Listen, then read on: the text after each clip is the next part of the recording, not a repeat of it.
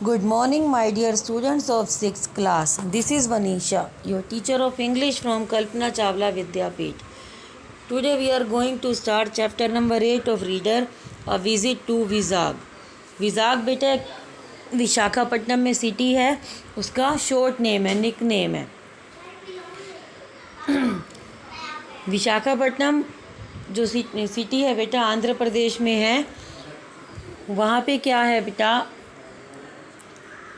विशाखापट्टनम का जो नाम काफ़ी पहले का दिया गया था, बट ब्रिटिशर्स जब आए थे इंडिया में तो उन्होंने इसका नाम विशाखापट्टनम रखा था। तो विशाखापट्टनम भी बोलने में उनको प्रॉब्लम होती थी, तो आगे आने वाले लोगों ने उसका नाम चेंज करके विजाग रख दिया। तो विशाखापट्टनम को आज की डेट में 2 नेम से हम जानते हैं, एक है विशाखापट्टनम और दूसरा विजाग। ओके, तो अभी रीडिंग स्टार्ट कर रहे हैं बेटा, listen carefully. It is January when I visit the city of Visakhapatnam, कि जनवरी का मंथ था जब जो ऑथर तो था, इसमें लेडी है ऑथर, कि वो जब विशाखापट्टनम में गई थी।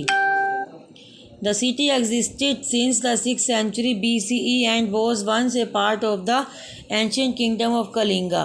कि सिटी जो थी वो एग्जिस्टेंस में कब आई थी, मतलब कब वो डेवलप की गई थी, 6th century में की गई थी, BCE बिफोर क्रिस्ट एरा, जो आपकी फुल फॉर्म होती है, and was once a part of ancient kingdom of Kalinga, जो कि किसी टाइम में कलिंगा का एक पार्ट थी। ऑल्सो नोन एज विजाग, इसको विजाग भी बोला जाता है। This beautiful port city of Andhra Pradesh is surrounded by the eastern Ghats on the 3 sides and the bay of Bengal on the 4th। कि विजाग जो है आंध्र प्रदेश में है, ब्यूटीफुल पोर्ट सिटी है। पोर्ट सिटी मतलब जहाँ पे बहुत सारे शिप वगैरह खड़े किए जाते हैं। और आंध्र प्रदेश जो है बेटा उसके 3 साइड से वो ईस्टर्न घाट से कवर है, और 4th साइड पे उसके बे ऑफ बंगाल है।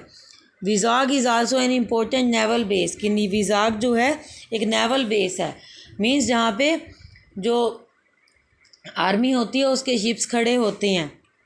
On the famous Ramakrishna beach is INS क्रूसरा, कि उनका जो आंध्र प्रदेश का फेमस बीच है रामाकृष्णा बीच, वहाँ पे INS क्रूजा है। ये क्या है बेटा, ये है South Asia's first submarine turned museum. South Asia का फर्स्ट सबमराइन, जो एक सब बड़ी सी सबमराइन थी, उसको म्यूज़ियम में कन्वर्ट कर दिया गया। I enter this 91.3 metre long submarine. अब सबमराइन की लेंथ कितनी है, 91.3 metre. accompanied by a retired personnel of the Indian Navy as my guide। वो उसको किसने बताया, उनके एक गाइड थे। हम किसी भी विजिटिंग प्लेस पे घूमने जाते हैं तो एक गाइड हमारे को हेल्प करने के लिए कोई पर्सन होता है, जो कि हमें उस जगह के बारे में डिस्क्राइब करता है, बताता रहता है।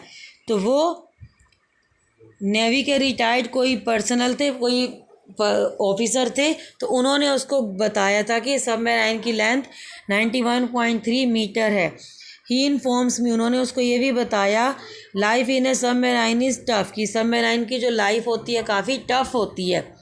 We have limited space inside the vessel and have to spend long periods of time under water, कि उस वेसल के अंदर, उस सबमराइन के अंदर काफ़ी लिमिटेड स्पेस होता है, और वहाँ पे उनको थोड़ी सी जगह में ही काफ़ी लंबे टाइम पीरियड के लिए पानी के नीचे रहना पड़ता है।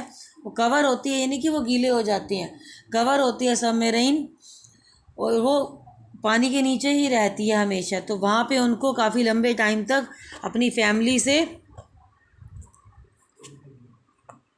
जस्ट वेट, अपनी फैमिली से और बाकी जो संसार है उससे दूर रहना पड़ता था। The tour through the museum makes me realise how true his words are. जब वो म्यूज़ियम का टूर कर रही थी, घूम रही थी, तो उसको रियलाइज़ हुआ था कि उनकी वो लाइफ कितनी टफ है। वाकई में ही उसको रियलाइज़ हुआ था। In my heart I salute the Indian Navy, और दिल से वो इंडियन नेवी को सैल्यूट कर रही थी। The annual Visakha Utsav is held in January at the Ramakrishna beach, कि एनुअल विशाखा उत्सव होता है जो कि रामाकृष्णा बीच पे ही सेलिब्रेट किया जाता है। As I enjoy the local sights and sound of the utsav, I am impressed by the vast variety of traditional craft, tribal music and dances and food from different parts of Andhra Pradesh. वहाँ पे उसने क्या क्या enjoy किया, local sites, मतलब local लोग जो भी काम कर रहे थे वहाँ डांसिंग कर रहे थे, सिंगिंग कर रहे थे, वो नज़ारा उसने इंजॉय किया था। साउंड्स ऑफ द उत्सव, के उत्सव में तरह तरह के म्यूज़िक प्ले हो रहे थे, उसको उसने एंजॉय किया। और वो किस बात से वहाँ पे इम्प्रेस हुई थी, ट्रेडिशनल क्राफ्ट की, वहाँ पे क्राफ्ट की जो भी चीज़ें बनाई जाती थी ट्रेडिशनल, उनसे, ट्राइबल म्यूज़िक जो प्ले हो रहा था, डांसेस हो रहे थे, और आंध्र प्रदेश के डिफरेंट पार्ट से फूड जो वहाँ पे स्टॉल्स लगे हुए थे, उन सभी चीज़ों को देख के वो काफ़ी इम्प्रेस थी। All of Vizag seems to throng the beach to be a part of the revelry, their infectious glee captivates me. अब वो बता रही है कि विजाग ऐसे लग रहा था, वो बीच ऐसे लग रहा था कि वहाँ पे लोगों की भीड़ बहुत ज़्यादा लगी हुई है, और वो भीड़ इतनी ज़्यादा थी, इतनी अच्छी लग रही थी, वहाँ पे इतना साउंड था, इतना नॉइसी, मतलब वहाँ पे उसका नज़ारा था, वो उसको देखने में कितना सुंदर लग रहा था, तो वो उसके दिमाग में ही घर कर गया। मतलब ऐसे हम कैमरे में कोई चीज़ कैप्चर कर लेते हैं तो वो कैमरे में रह जाती, ऐसे ही उसके दिमाग में वहाँ का जो नज़ारा था वो कैद हो गया था। In the evening there is a performance by the Dhimsa dancers, the women dressed in their traditional costumes and ornaments. इस शाम को क्या था, वहाँ पे एक परफॉर्मेंस था, वहाँ के डांसर्स हैं धीमसा डांसर्स, उनका, वहाँ की जो वुमेन्स थी डांसर्स जो थी, उन्होंने ट्रेडिशनल कॉस्ट्यूम्स पहने हुए थे जो कि आंध्र प्रदेश में पहने जाते थे, और ऑर्नामेंट्स भी पहने हुए थे उन्होंने।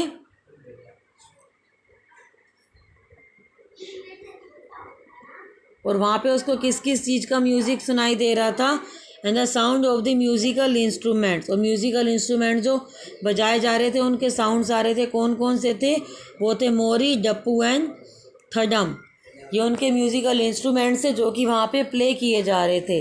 The performance are from Araku valley, a scenic hill station close to the Andhra Odisha border. कि परफॉर्मर्स जो थे, जो डांस कर रहे थे, वो अराकू वैली के थे, जो कि हिल स्टेशन था वहाँ पे काफ़ी अच्छा, जो कि आंध्र और उड़ीसा के बॉर्डर पे है। नेक्स्ट डे, अगले दिन कहाँ गए, I visit dolphin's nose named so because it is shaped like a dolphin nose. अगले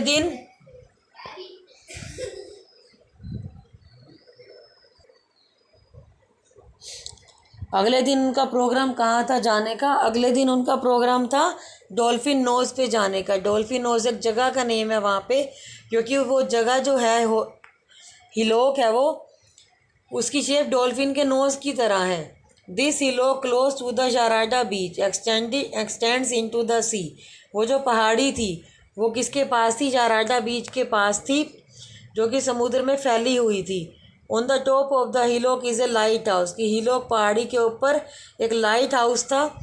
आई climbed up the lighthouse and look down. वो लाइट हाउस पे चढ़ गई और वहाँ से वो नीचे देखने लगी। वहाँ से उसको क्या क्या दिखाई दिया, I see the road that leads up to the hill has a temple, a church and a mosque. वहाँ पे उसको तीन चीज़ें दिखाई दी उस रोड पे, एक टेम्पल था, चर्च था और मॉस्क्यू था।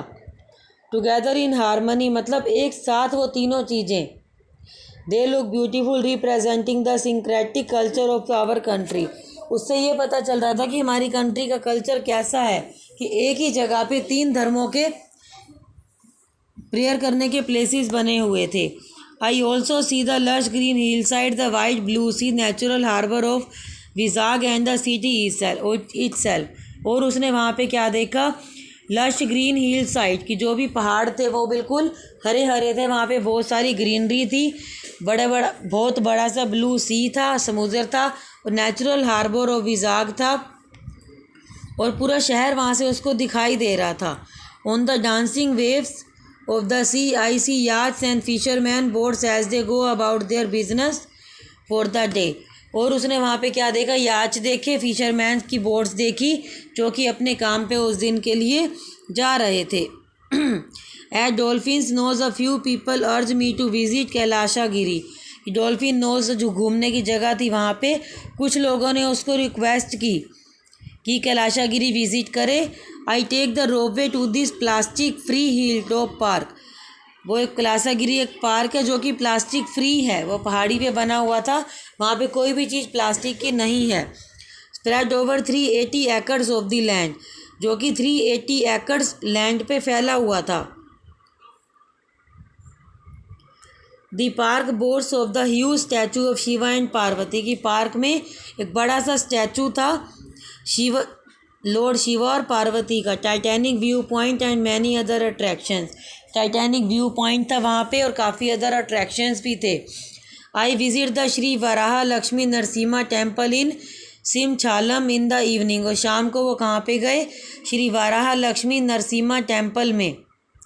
आई learn about a unique feature of this temple, कि उन्होंने इस टेम्पल के बारे में एक बड़ी अच्छी सी बात उनको पता चली। क्या पता चली? The idol of lord Varaha Lakshmi Narasimha is the temple covered by a thick coat of sandal paste throughout the year, कि वहाँ पे जो इनके आइडल्स हैं, इनकी मूर्तियाँ हैं, पूरे साल वो थिक उनके ऊपर पेस्ट लगाया जाता है, सैंडल का मीन चंदन के लेप से वो पूरा साल ढकी रहती हैं। ऑन अक्षय तृतीया, अक्षय तृतीया पे क्या होता है, the old paste is removed and the idol is coated with the new layer of sandal paste, कि पुराना पेस्ट हटा दिया जाता है और उन मूर्तियों को न्यू सैंडल पेस्ट से कवर किया जाता है। This is the only day when the idol can be seen all its old glory, ये वो दिन होता है अक्षय तृतीया जिस दिन हम मूर्तियों को बिना चंदन के लेप के देख सकते हैं। तो ये बेटा आज तक आपका ये 2 पेज आपको समझाए गए हैं। आपको इनके 4 क्वेश्चन आंसर्स दिए गए हैं। आपको ये क्वेश्चन आंसर्स फाइंड आउट करने और अपनी रफ नोटबुक में राइट डाउन करनी है। Tomorrow I will send you answers and you can match from them. Okay बेटा, thank you, have a nice day, bye bye.